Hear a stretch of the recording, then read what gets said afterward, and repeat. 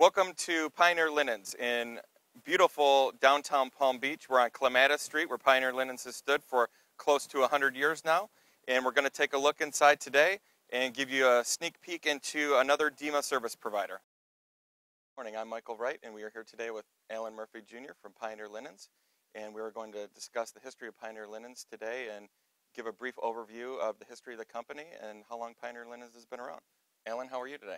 Doing fine. How are you doing, Michael? I'm doing fantastic. I wanted to talk with you today with a little bit of an overview of the history of Pioneer Linens. How long has it been in your family for?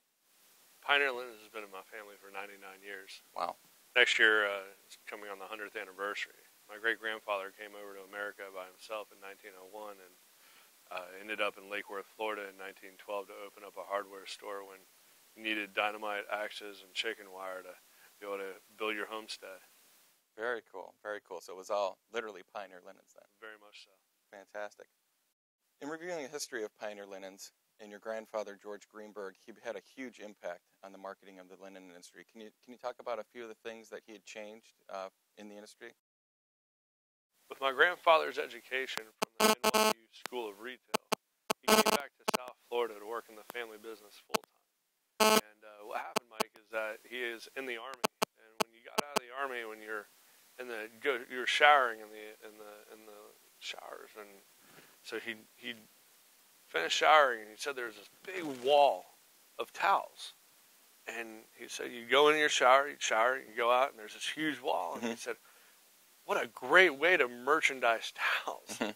You know, only a real retail man would see something like that. And so what happened is he came back to South Florida after going to school, and he created the towel wall. This was in the mid to late 40s. Now, how were the towels arranged before he, had the epiphany of I should do a towel wall? How were they arranged in the store before? Were they hanging, or how were they displayed before that? Some of them, I saw pictures. Some of them were hanging. Some of them were on low-level shelves. But none of the towels were actually, the colors were grouped together and the collections were grouped together. So what happened is he came back and created this vast array called the towel wall. And when Pioneer Linens started taking market share from Burdines and Macy's and some of the bigger box stores, a bunch of the executives from the top level, national companies came down and they took a look around. And one of the things they thought was so awesome was this towel wall that was created by this little, local business in West Palm Beach, Florida.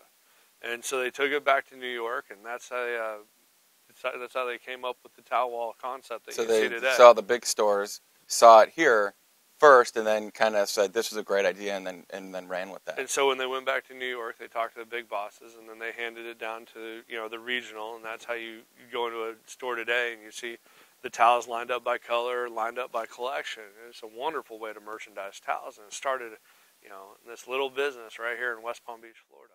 That's fantastic. I love that story. I think it's a great story. Another story that I remember hearing was how your grandfather was instrumental in changing some terminology around in the industry, like dust ruffle. I think he changed that to bed skirts. Is that what it was changed to? What's a dust ruffle, Mike? I have no idea. A dust ruffle was the original name for the bed skirt. And during the slowdown of the 50s and 60s in the economy, my grandfather and a bunch of the other fellas from the National Retail Federation got together, national meeting, and said, all right, what can we do in the textile industry to stimulate the sales, and bring customers in, because everyone knows what sheets are, everyone knows what pillows. There wasn't anything exciting. So they decided to change the name from dust ruffle to bed skirt, add a fashion aspect to it. And so they did this huge national advertising campaign, and when they bowed that ad, there was actually people lined up around the block to come and be the ones to get the first bed skirts. And that started right here in West Palm Beach, Florida as well. That's another great Pioneer Linens story. I mean, you just don't forget these stories.